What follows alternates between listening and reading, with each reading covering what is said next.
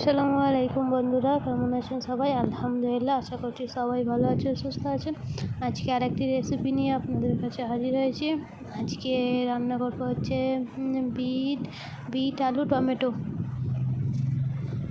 প্রথমে বিটটাকে ভালো করে ছিলে নিচ্ছি। ছিলে বিটটাকে মিডিয়াম সাইজের, বেশি সরু না বেশি মোটা করে কেটে নেবো, যাতে বিটটা সিদ্ধ হতে দেরি লাগে। তো তাই সরু সরু করে বিটটাকে কেটে নেবো।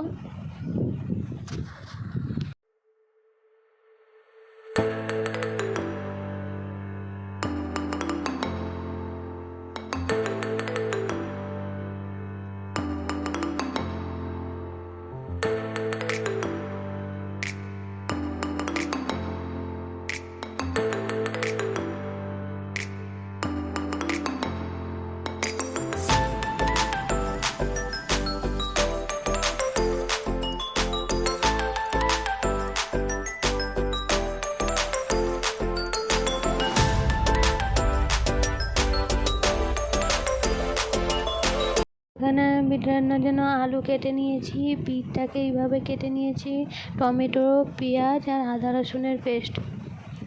এখানে বিট রান্নার জন্য কড়াইতে তেল দিয়ে দিয়েছি, তেলটাও গরম হয়ে এসছে। এবারে কেটে রাখা পেঁয়াজটা এর মধ্যে ঢেলে একটু ভালো করে নাড়াচাড়া করে নেবো। পেঁয়াজটা হালকা বাদামি রঙের হয়ে গেছে। এরপরে এতে আদা রসুনের পেস্ট ছিল, সেটা দিয়ে দিয়েছি। সেটা দিয়েও ভালো করে কিছুক্ষণ নাড়াচাড়া করে নেবো। এবারে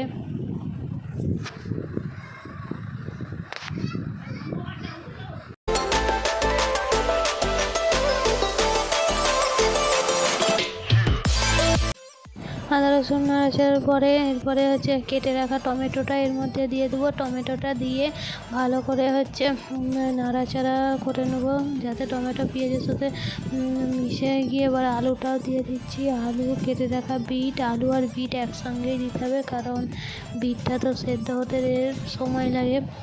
তাই আলু আর বিট একসাথে দিয়ে কিছুক্ষণ একটু ভাজা ভাজা মতো হয়ে আসলে, তেলটার সঙ্গে ভাজা ভাজা মতো হয়ে এসছে। এবার এতে মশলা দেবো। পরিমাণ মতো নুন দিয়ে দিয়েছি, হলুদ গুঁড়ো আর লঙ্কা গুঁড়ো দিয়ে মশলাটাকে আলু আর বিটের সঙ্গে ভালোভাবে নাড়াচাড়া করে মাখিয়ে নেবো।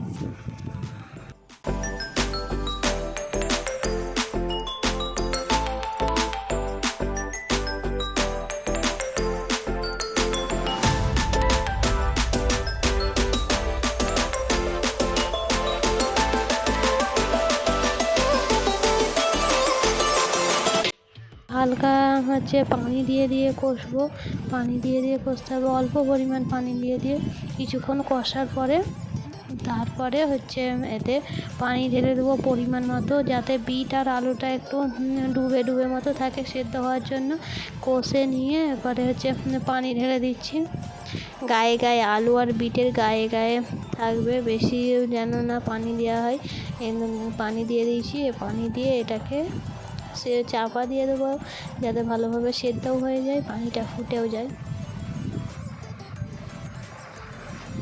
পানিটা ফুটে গেছে আর সেদ্ধ হয়ে গেছে। এতে এবার পরিমাণ মতো জিরে গুঁড়ো আর ধনে গুঁড়ো দিয়ে এবারে নামিয়ে নেব।